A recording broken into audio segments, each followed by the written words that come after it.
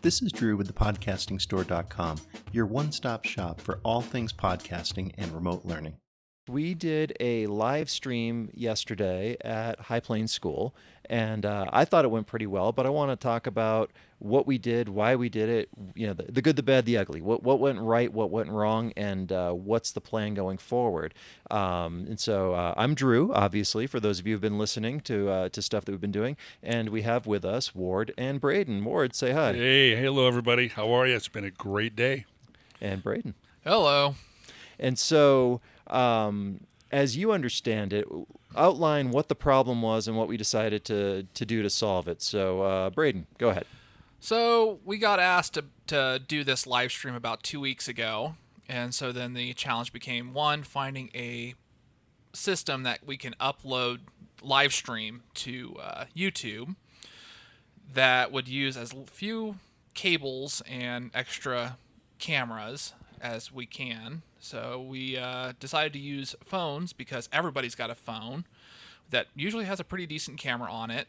The challenge then goes, okay, how do we connect all of these things together? And luckily, OBS has a program called OBS Ninja that basically lets you use just about anything connected to the internet. And what does OBS stand for?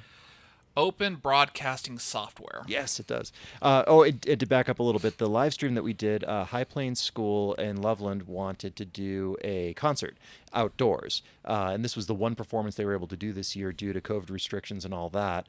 So in order to involve as many of those families as possible, we wanted to broadcast video and sound. And so with the OBS system, we were able to kind of combine those in there. Now, Ward, what did we use in terms of sound for microphones and that sort of stuff? We used two SM81, Shure SM81s, in a left-right pairing, standard left-right pairing, to get a nice stereo separation. Out of two on one stand, it was very easy to do.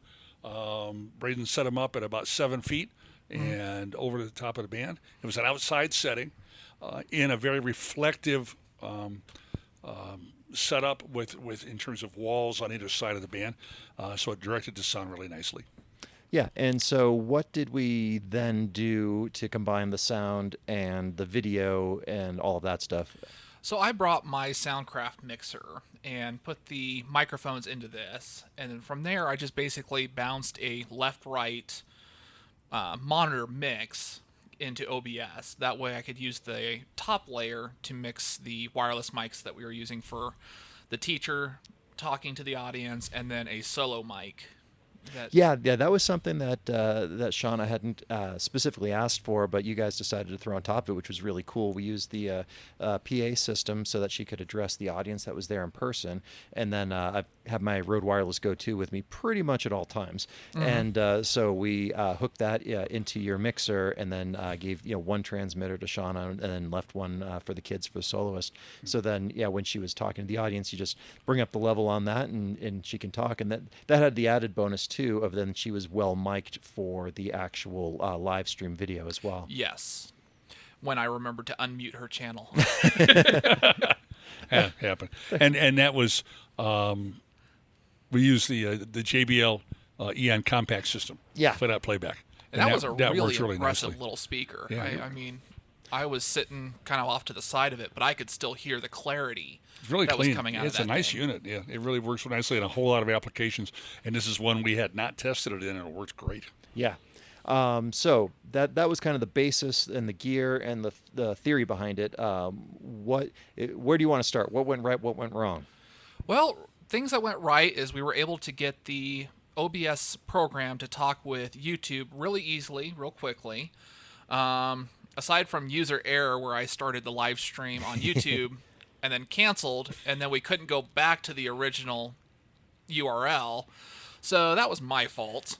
As an aside, the solution we came up with for that, because we were 20 minutes to downbeat, was create a new live stream, copy that link into the comments from the original live stream to direct people to the new one, figuring that anyone that was looking for the original one was going to go there, see that something was wrong, and then read the comments. And that seemed to work. I didn't hear any feedback from people saying that complaining about that, but we literally had no time to solve the problem.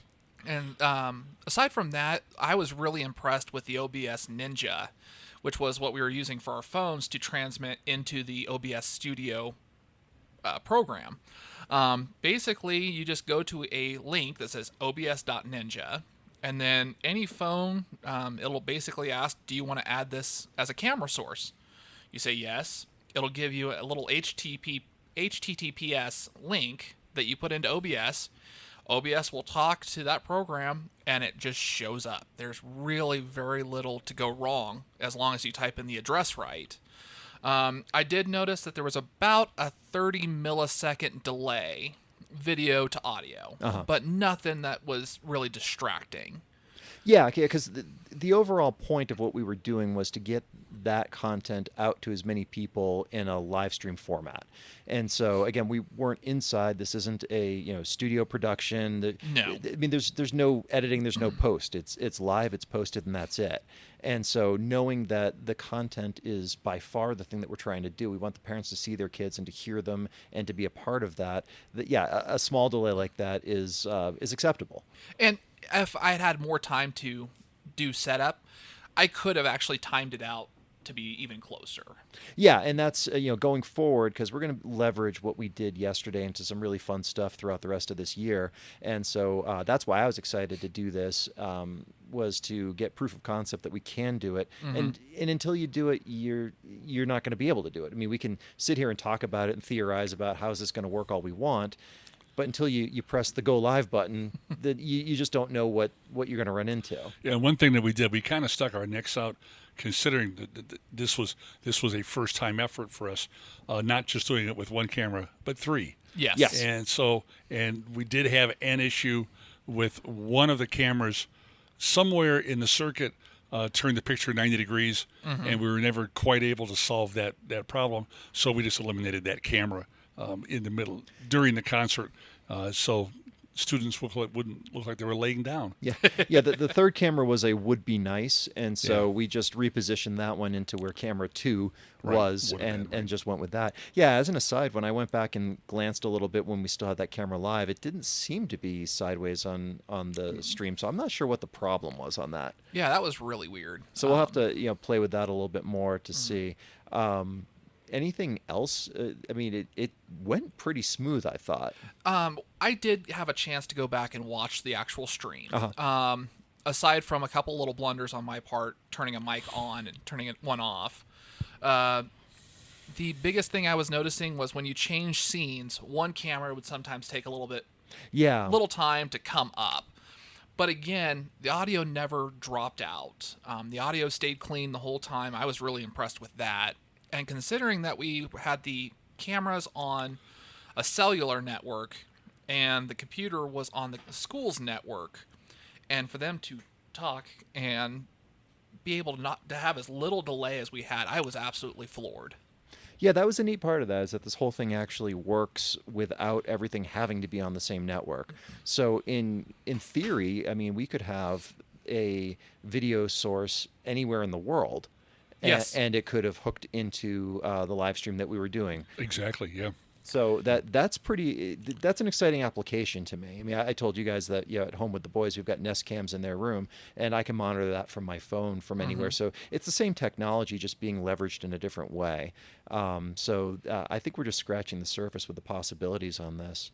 Well, and both the video and the audio quality were surprisingly good. Yeah. When you consider that the use of the software was free, and we were using just basic respected components throughout. Yeah, and as I say, we didn't spend any money on this. On anything. Actually, I did. Oh, okay. But it was things that I wanted anyway. Yeah. I wanted some shock mounts for my microphones, and so.